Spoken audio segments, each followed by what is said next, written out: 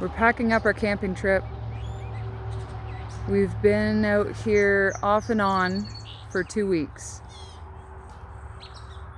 We came to help a friend do some resting and recharging. And it has been what we've needed, and at the same time, I'm excited to not be sleeping on an air mattress.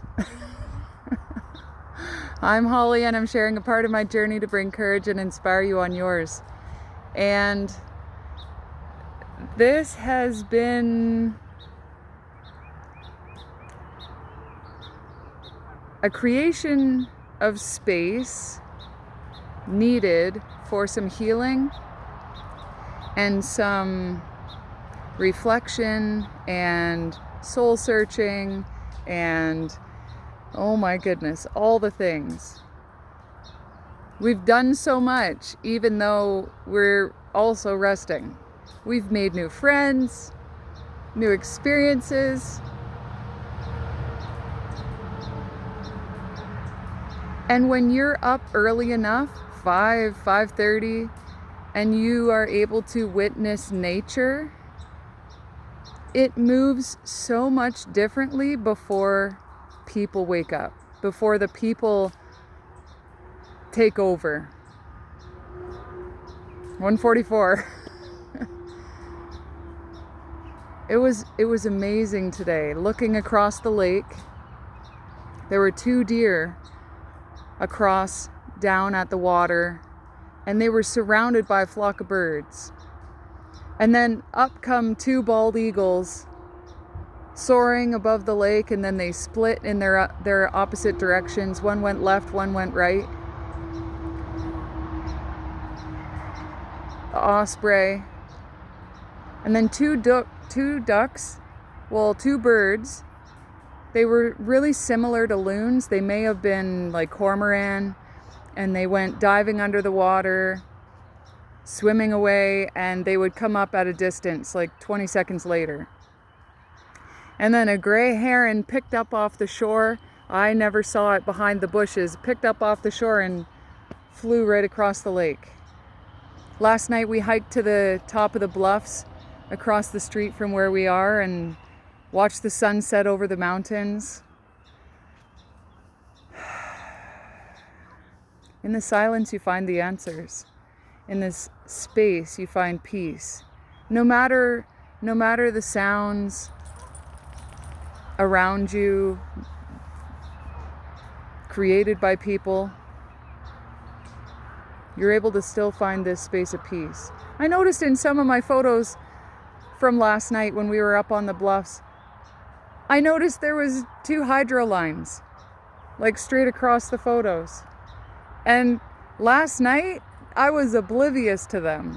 They were not in my vision at all. I was witnessing and experiencing the majestic, copious amounts of like beauty. Oh my goodness. And never noticed the hydro lines.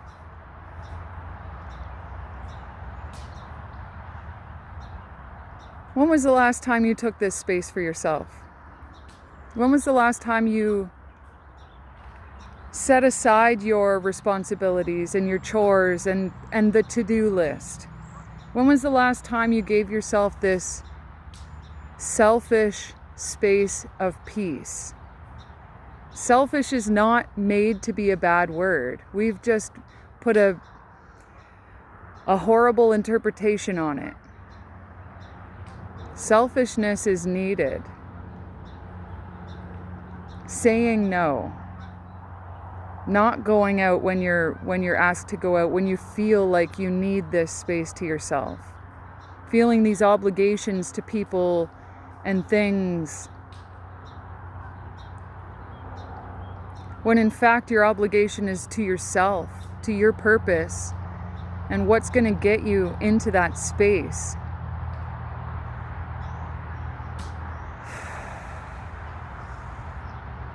I am very grateful for the space that I am able to take for myself.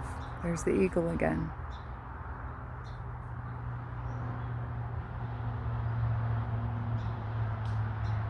the space that many people are afraid to take for themselves. They're afraid to be judged for it. Step out of the space of fear. Know that you are needed, and how are you able to share when you are not whole? Nemo dat quod non habet. Nobody gives what they do not have. How are you able to constantly fill others' cups when yours is not running over? The whole analogy of is the cup half empty or half full? If it's not running over, how can you constantly give to others?